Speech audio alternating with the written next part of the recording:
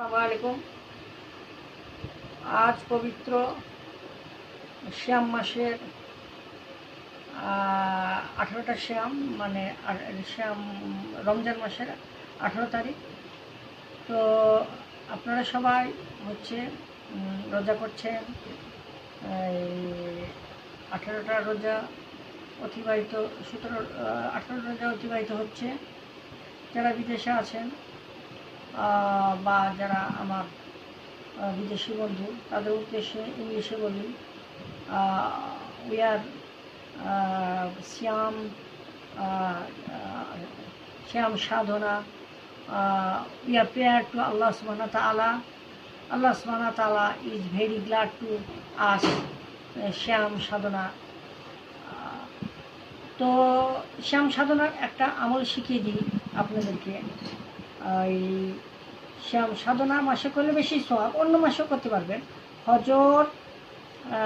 ফজরের নামাজে সুন্নত আর ফজরের মাঝখানে যে সময়টা থাকে, সে সময় যদি বেশি বেশি করে বলতে পারেন, অন্তত 100 বার লা ইলাহা ইল্লাল্লাহু মালিকুল হাক্কুল মুবিন। আমি আবার বলছি, লা, এখানে টান আছে, লা ইলাহা ইল্লাল্লাহু মালিকুল হাক্কুল মুবিন।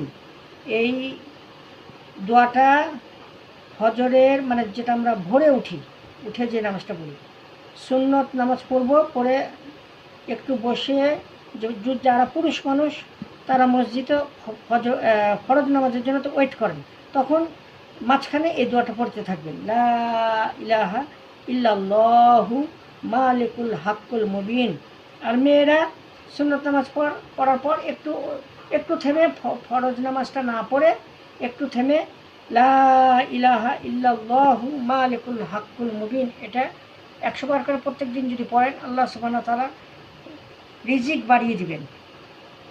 আর রিজিক বলতে যে খালি টাকা পয়সা তা না, আপনাদের পোশাক আশাক, খাওয়া দাওয়া, মান সম্মান, তারপরে বাড়িঘর, এগুলো সবগুলোকেই রিজিক বলে।